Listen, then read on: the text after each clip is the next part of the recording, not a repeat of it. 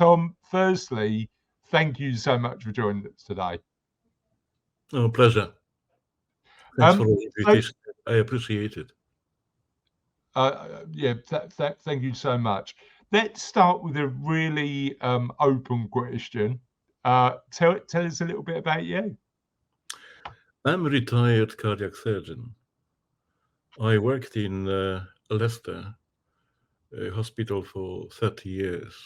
In the last 8 years of my work there, I have become a professor at local university as well. I became a doctor not as much that I wanted to help people. The reason, genetically, we are all the makeup, our genetic makeup is such that people desire to help each other, and that's universal. Yeah. I was curious about human beings, and actually, I got what I wanted.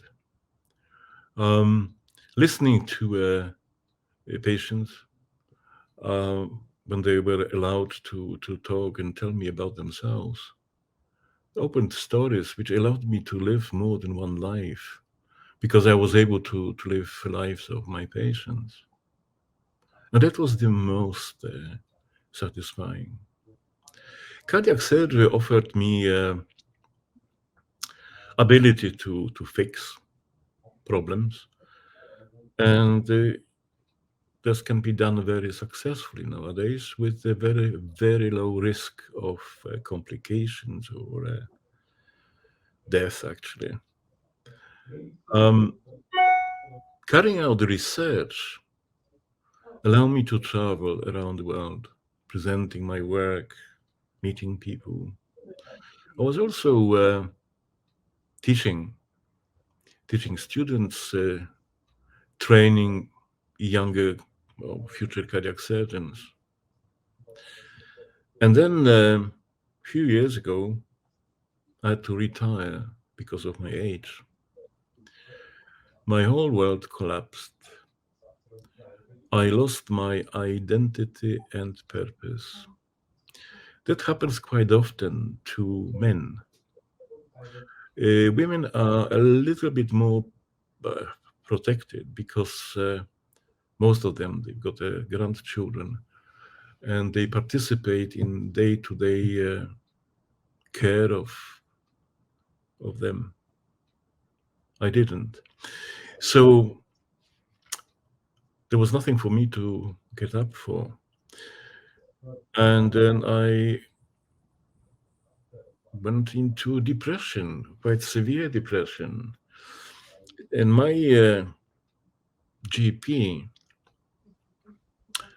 prescribed antidepressant, which I never even collected from the pharmacy. And the reason why, because antidepressants don't work for patients. They work very well for pharmaceutical industry, Yeah. but not for patients. It's a huge amount of money which is spent, particularly in the United States. It goes in billions. Really, antidepressants increase the level of substance called serotonin, and that doesn't do anything because depleted serotonin is a result of depression. Depleted serotonin does not cause the depression. Anyway, I felt sorry for myself for about a year. And then I thought, well, I need to get out of this. Mm. So I continued studying neurolinguistic programming. I got to a level of master practitioner, which I followed with training, life coach training, accredited by International Coaching Federation. That's the highest standard possible. And then, because actually coaching goes very well with hypnosis, I started to train in hypnosis. I've done a number of courses. At the moment, I'm near completion of training with Leicester School of London School of Clinical Communication and Hypnotherapy, which will give me accreditation as a clinical hypnotherapist, and that is very important. If one Tom, wants to, yes, I've already got about 10 questions that we didn't prepare for. So let me throw in one because I'm really fascinated about the going through that period of depression for you, yeah, and you making the choice not to sort of go down the antidepressants route. Do you think it's part of the reason that we GPs take that route is because it's deemed a quicker fix than actually doing the work we need to improve our well-being? What are your thoughts around that? it's not. They don't have a choice. From time to time, a GP will refer patients for psychotherapy. However, psychotherapy doesn't work by and large. The reason is that a psychotherapist will take the person with his or her questions to the state the patient is. And that state is the state the patient wants to get out of, doesn't want to analyze. Yeah. So that's very common. Now, what I have come across, what really sorted me out, doing this training in NLP and hypnosis and life coaching allowed me to meet up with other people. We are humans are herd animals, and we need to communicate with each other. We need to meet each other. Therefore, loneliness is a serious challenge for any society, particularly in countries like Britain, where the family links are not as strong as, let's say, in India. Yeah. But what really made a difference, and that is going to make a difference to all listeners, is I have come across something which is called the three principles. Three principles are the description how our mind works to create experience of reality. So tell us a little bit about the three principles. Well, people who tend to look towards a religion to find the guidance how to live life. And that is why religions of any sort are still quite popular. Because in each of these religions, there is some guidance how to live life. The three principles, the understanding of it can be traced to 70s when American philosopher Sidney Banks uncovered pre-existing or already present constants behind our psychological or spiritual lives. He didn't uncover anything new, but put a language and description to already present pre-existing constants or principles. Principles meaning foundation or force behind the mind, thought, and consciousness.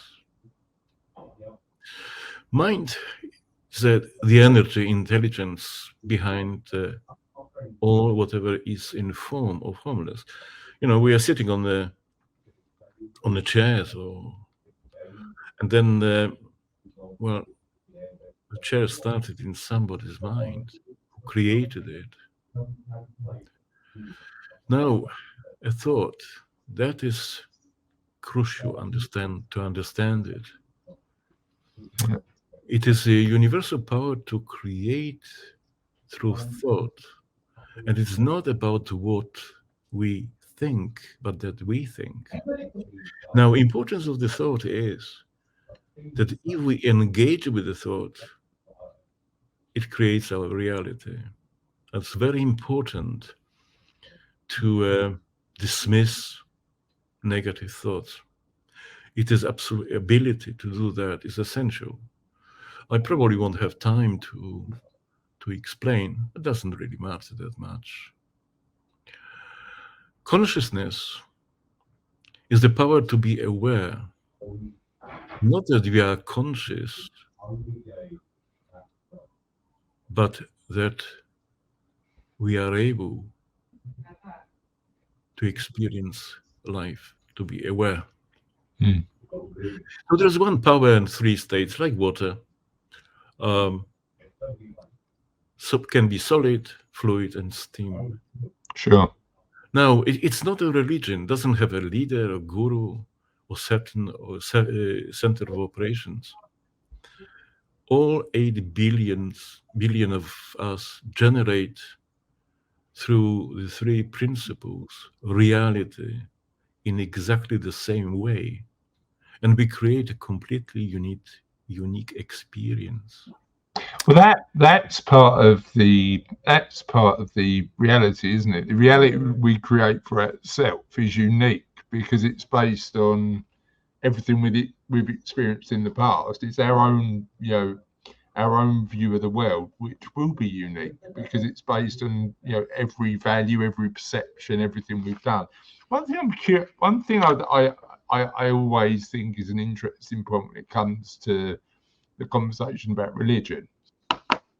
I agree with you, by the way, that interestingly, there's a growing trend in psychology to look at particularly Martin Siegelman's work. If people haven't read the book Thrive, that's one that I'd always recommend.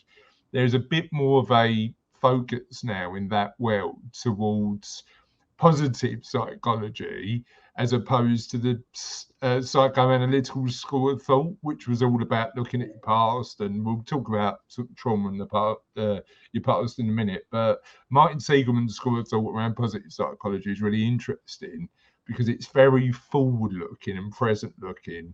As opposed to backwards looking. What do you need to do to make positive change moving forward? And certainly, one of our guests moving forward on what happens next is going to be a positive psychologist talking about that school of thought and what we can learn from the academic research that's gone on there. And it's interesting because a lot of the academic research I've read about happiness and overall well-being is that religion, and I'm coming from this from somebody who's not religious, but religion actually increases our level of happiness. And when I look at that, I go back to well-being and think, well, how many boxes does religion tick in our well-being model? And it really ticks the boxes in the social well-being and the community well-being elements, because actually you're in a position where you've got a community within your church or synagogue or mosque that actually enables you to do some good in the world, help each other, build community, and it's social, isn't it? So it fills a lot of those gaps. What do you think? Well, yes, it builds up community. One of the important things why it happens this way, because humans are very tribal. Yeah. Tribes can be small and can be large, like football fan clubs or groups, or big as a country. That's genetic. We don't have a. That's why there won't be end to conflicts between football fans or the countries. It's Yeah. not going to happen. Yeah, it's that tribalism element as humans, which comes back. How do you think communities of change in the technological age, do you think there's a differentiation between the tribes we had 50, 60, 100 years ago compared to now? Certainly in Britain, the links between family members are very much weakened. People travel a lot in Britain searching for jobs, and that weakens this day-to-day contact with the family. So in this respect, yes, very much. That's a big change. Help me. So, Tom, we've talked about the journey you've been on. We've talked about that period of a year where you were really looking to re-navigate and think about what's next in your life.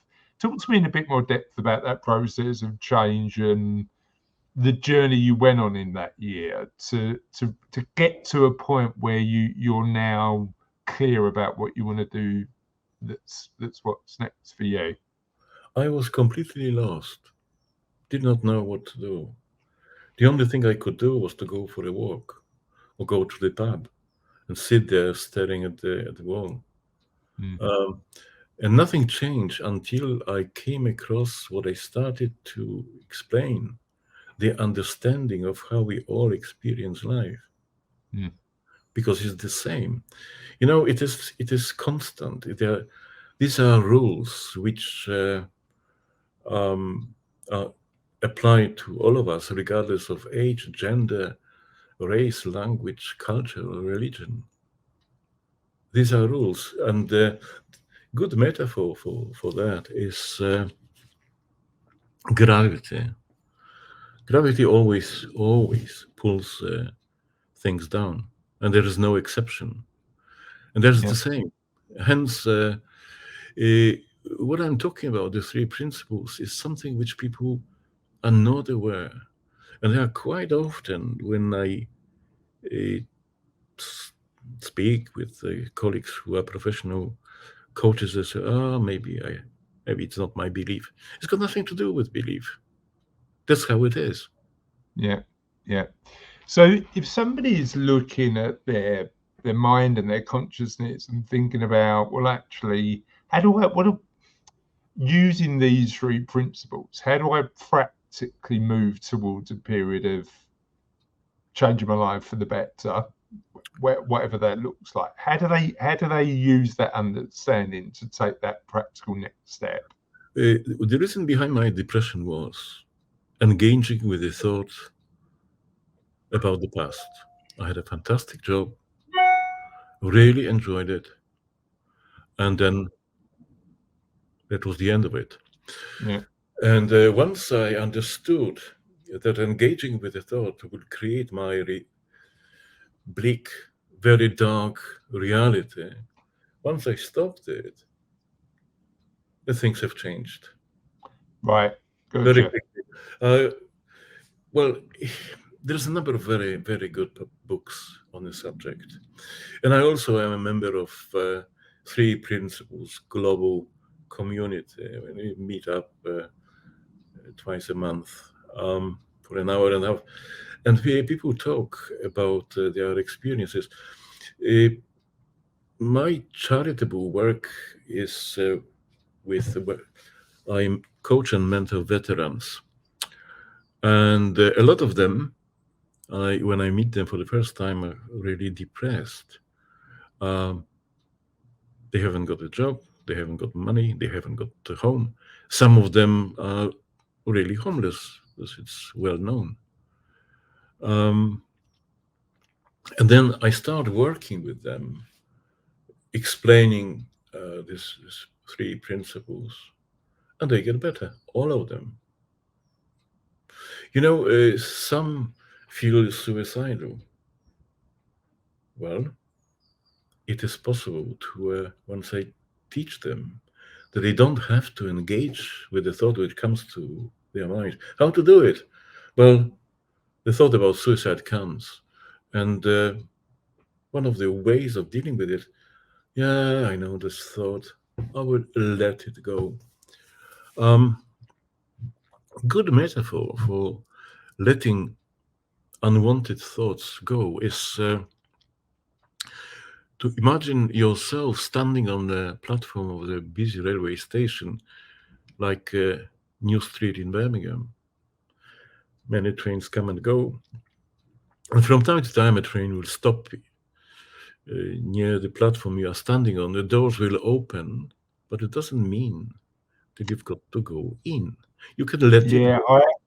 Mhm. I like that as a metaphor, because you think about the millions of thoughts we have every day. A lot of them are unconscious. The ones that do come into our consciousness, we've then got a choice, haven't we?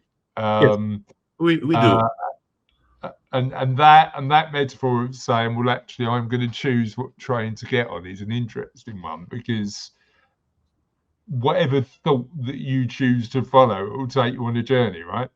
Yeah. Yeah, no, I like that.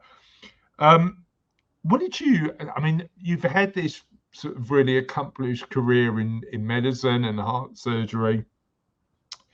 Then you went through this period where you were sort of re-navigating. What did you learn about yourself during that period?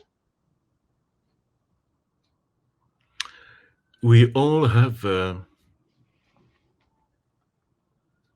mental and physical well-being with us, within us. Don't need to do anything. Uh, what we need to do is not to suppress it, Yeah, and that's what most people do.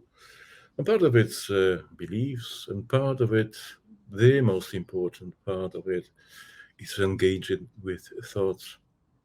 If I can go for a few seconds to consciousness, what consciousness is? Consciousness is, you can imagine a lift made out of glass outside a skyscraper. And lift goes up and down all day long because that's what lifts do.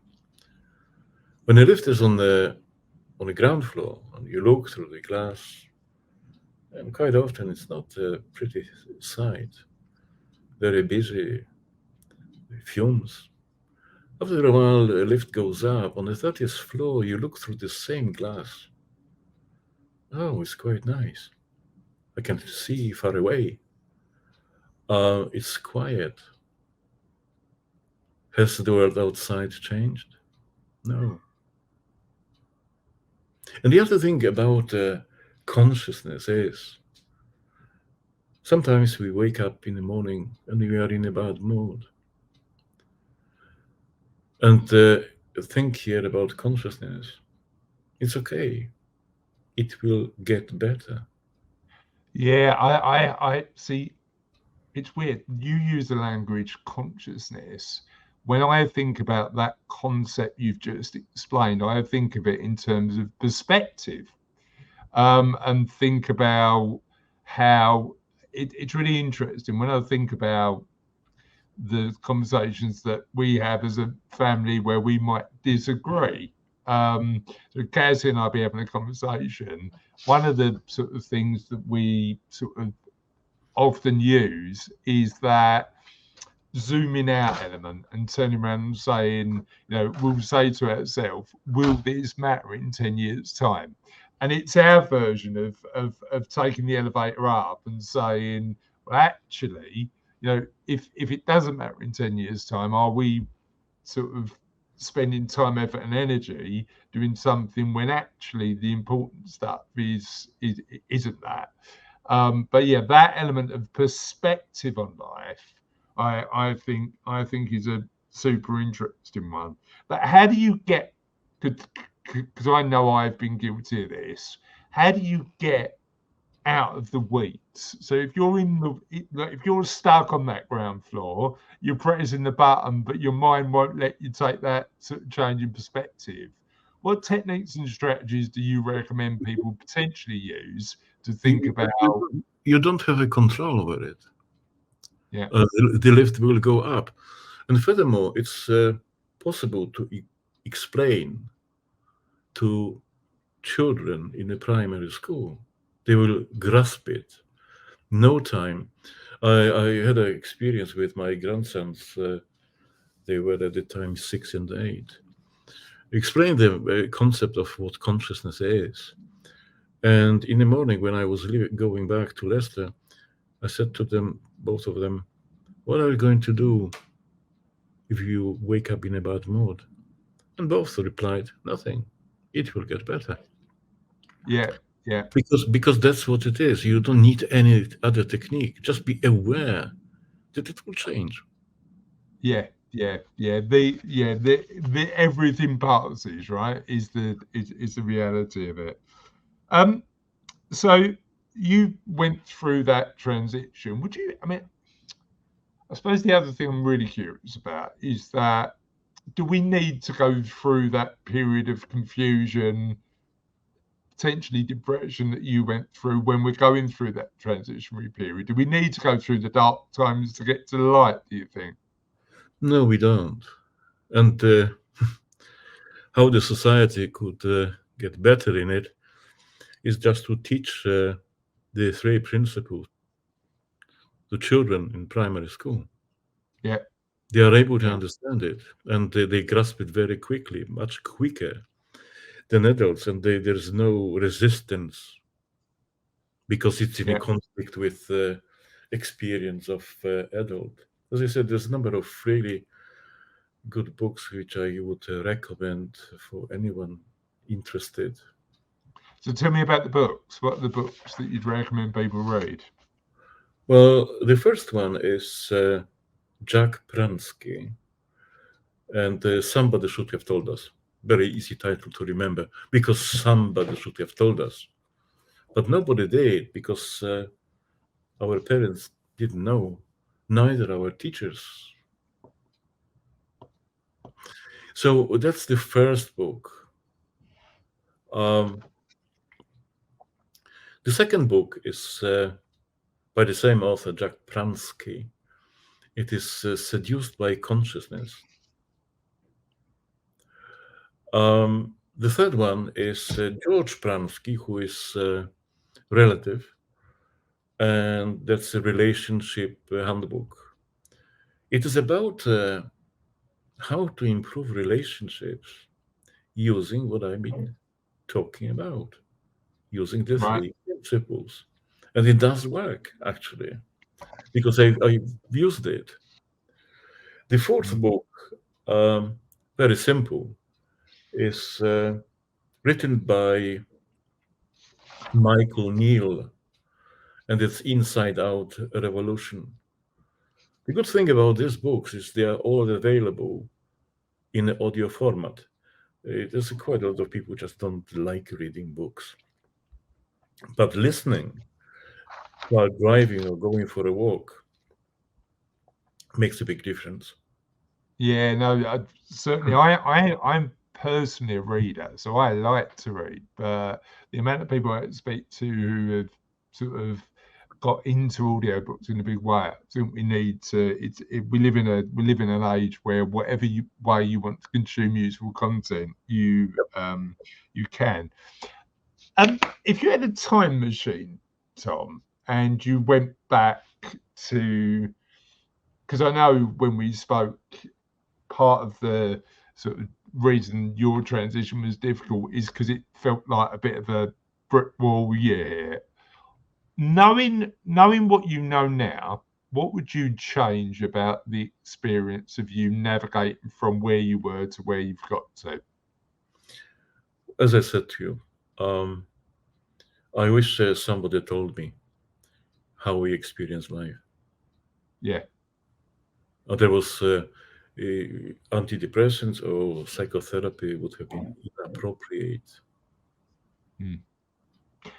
And how do you think you experienced life before? So But you before you had this knowledge and understanding, how did you experience life before? um, you know, everything can become a big issue when you engage with a thought which comes to your mind from nowhere. We get 10 to 30,000 thoughts a day. And if we dismiss the thought, you're not going to become thoughtless or mindless because the next train is going to come. Yeah, yeah. So do you think previously you were jumping on every thought? What is that? What changed for you? Was it the focus, would you say, of looking at what thoughts matter for you? This was a huge difference to understand how I create my own reality. And Yeah. also understanding consciousness. The fact that I'm not in a bad mood doesn't mean that I'm going to be in a bad mood all day. You know, there are certain states which are influenced by uh, physical well-being. Pain is one of them, which makes life really very difficult, particularly chronic pain. That's a big issue. So how I mean, because of your experience with working with patients, supporting them, how important is that element of physical well-being and that mind-body connection that people talk about? How important do you think it is to focus on your own health and well-being? Because we know that actually moving our bodies is good for our minds, but how, with your experience and knowledge now, how important would you say that connection is? I didn't know that, how important is mind in creating physical health. Now I know. That's where power of hypnosis lies. Yeah. So tell me. I suppose that brings us on to our next subject. Yeah, we've talked about the transition. We've talked about creating, your own reality through sort of your thoughts and those three levels of consciousness. Help me understand a little bit about how hypnosis plays a part into how you support your clients. Hypnosis is about changing habits, behaviors, um, by addressing unconscious mind. Consciously, we quite often cannot change things.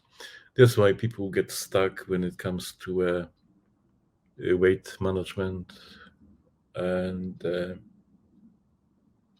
smoking cessation, for instance, because these habits are run by unconscious mind. Yeah. So it's impossible to change them consciously. However, hypnosis is the most successful in treating chronic pain. Chronic pain is a pain which uh, outlasted its usefulness. Yeah. That's the best definition. Uh, in medicine, I like that because pain is a signal that's designed to be useful to our bodies, right? Initially. it is essential when we put a finger in hot water or uh, cut ourselves. We got to throw these fingers. The same as there is a heart attack or appendicitis. That's absolutely essential.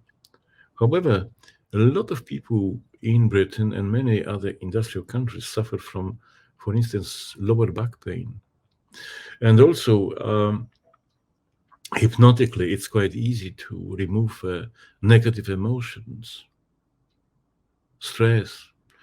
These are things which people think that cannot be changed, because if I'm stressed at work, I'm stressed. It can be changed. And actually, it takes about 15 minutes to do that very successfully. Right. Okay. One of So help me understand, because I know that when I'm doing the research for these interviews, I read about what you do, I watch your videos, and I want to be as well prepared as possible. And I know that one of the things that you talk about is trauma. Now, I I think that my perception of trauma is often a big negative event But the way that you talk about trauma is slightly different, isn't it? So can you help me understand, what does trauma mean to you? How does it impact our lives, in your opinion? And what can we do about it? Well, perception of trauma is different to anyone. There are ways of getting rid of traumatic experiences. Probably the most challenging is trauma experienced by children before they develop the abilities to speak. And also, there is a trauma which can be suffered during the pregnancy because the fetus is able to hear the parents arguing, and then is difficult. The child grows up and it's traumatized, but nobody knows what it is. Now, in the past, there would be psychoanalysis, the product of Sigmund Freud. It's not right any longer. Psychotherapy doesn't work. In hypnosis, in the old-fashioned hypnosis, there was something called time regression. But that's no for somebody who's been trained in the modern methods. The reason why, because I can't ethically justify taking client back to a traumatic event. Sure. I can sort it out without doing it. Because I've seen the presentations and video clips of people taken into the past, and they are crying, they are wailing, they are really upset about it. There's no need to do that.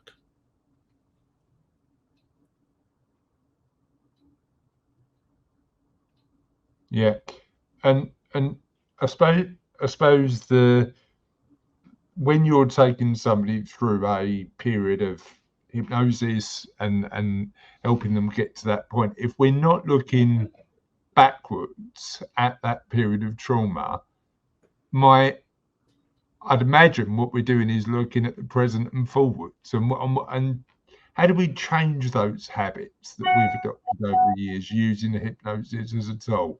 It is possible, but again, we are going back to what we started, my explanation of how we all experience life. Yeah.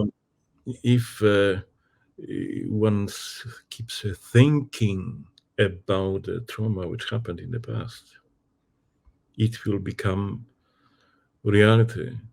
So, thought is absolutely central Yeah. to how we experience life. Absolutely Yeah. central.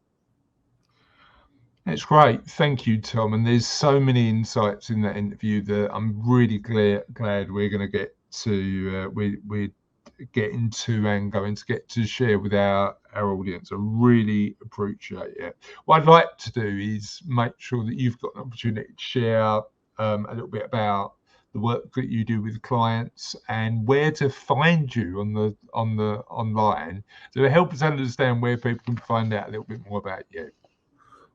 Anybody can find me on LinkedIn, because I tend to post some things which I think might be useful, and I also have got a interesting website. And the reason why I'm saying it's interesting, because it addresses issues I've been talking about, explains what coaching is. People don't understand what coaching is, particularly in Britain. People don't understand what coaching is, how does it work, and how it can benefit an individual. So what do you think the difference is between people's understanding of coaching and what coaching actually is? Well, coaching is not about, it's not advising anyone.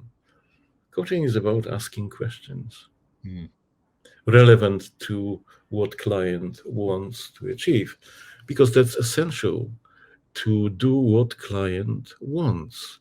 The same applies to hypnotherapy.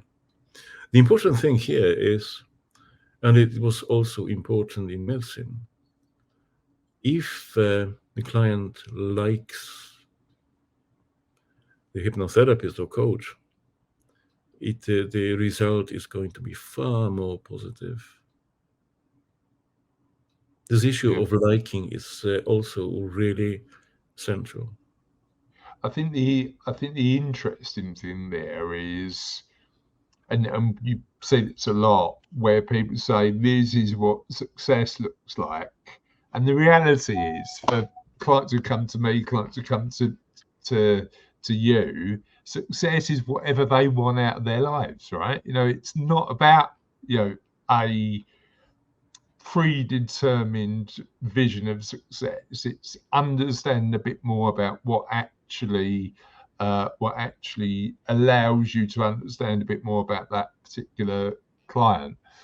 What question would you say, on that note, what question would you say is the most powerful one that you use to really get to the depths of what somebody wants to achieve? The most important, actually, question is, what would you like to think about today?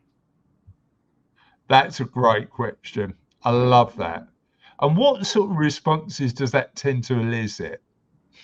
First of all, people get surprised. And then I've got to give them a space. This ability to create a space comes also from the three principles. It is about learning how to listen to understand as opposed to listening to answer. The most of Yeah, people during the day listen to answer. Sometimes it is important to be able to listen to understand. And yeah, interestingly enough, one of the most successful therapeutic interventions is to listen and say nothing. Don't have to make a comment. And certainly not a comment which, oh no, you're doing well and it's going to get better. That's not what the person wants to. They want to just talk and being listened. yeah. It's providing the space to do that, isn't it? And Absolutely. that's certainly the skill that I'm still trying to learn. Tom, thank you so much for joining us today. I really appreciate the insight, appreciated the stuff that I've learned from our interview, and certainly there's loads in there that I'm sure will benefit for people who are viewing this video and thinking about what happens next in their lives.